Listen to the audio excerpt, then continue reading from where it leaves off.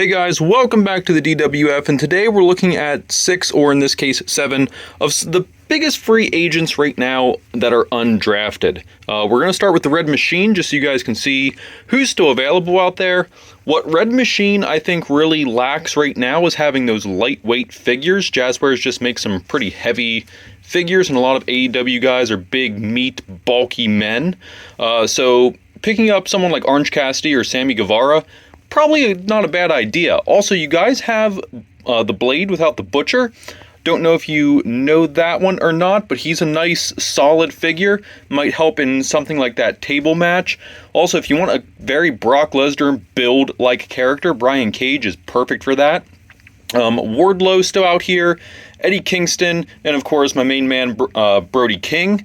Just one of my personal favorite AEW characters.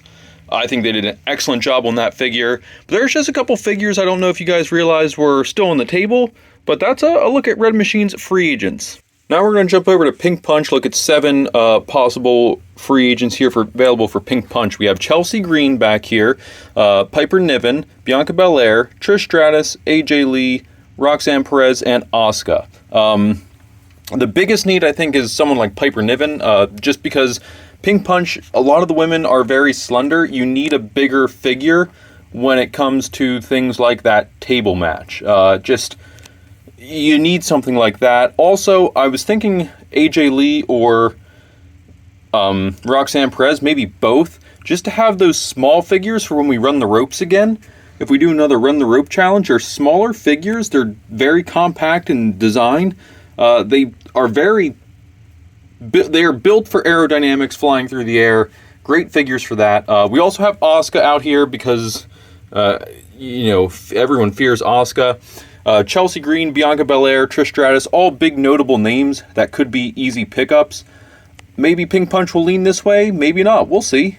All right, now we move on to Powerbomb Purple with such notable names as Ric Flair, Bruno Sammartino, Goldberg, Yokozuna, Harley Race, Mark Henry. I was trying to say Matt Riddle for some reason. I don't know why my brain was looking at him and going, Matt Riddle, that's Matt Riddle. No, Mark Henry, and of course, Scott Hall. How do you have Kevin Nash, but you don't have Scott Hall? Like, you got to complete the wolf pack. Come on, Mr. Matt Man. Also, I know there's a ton of legends, so it is impossible to try and get all the big names, but Goldberg and Ric Flair? What? But anyway, we threw Mark Henry and Yokozuna in here because if you want to hold down these big man competitions, you got 2 of the biggest, beefiest boys here.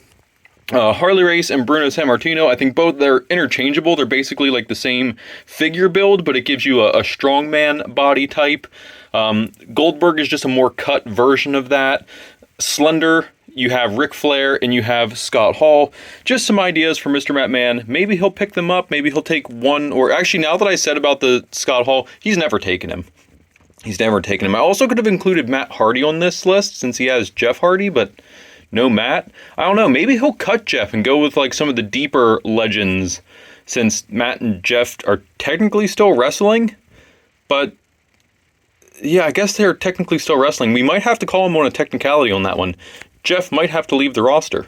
And finally, guys, we'll take a look at Battling Blue, where we have Braun Breaker, LA Knight, AJ Styles, Kofi Kingston, Aleister Black, or Malachi Black, I guess he's back to Aleister Black, Logan Paul, and Trick Williams. Guys, I want to add all of these men to my roster. I really do.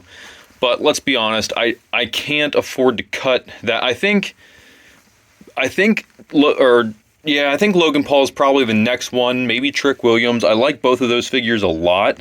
Like, these are 2 of my favorite WWE figures out right now. They're incredible figures. If you guys don't have them, pick them up. Obviously, the Ultimate Edition Logan Paul, I think, is better than this one, but I don't want my Ultimate Editions to break unless I have duplicates of them. I don't want them to break when I do some of the stupid stuff that I do here. Hitting them with swords, loosening all the joints and everything that I do.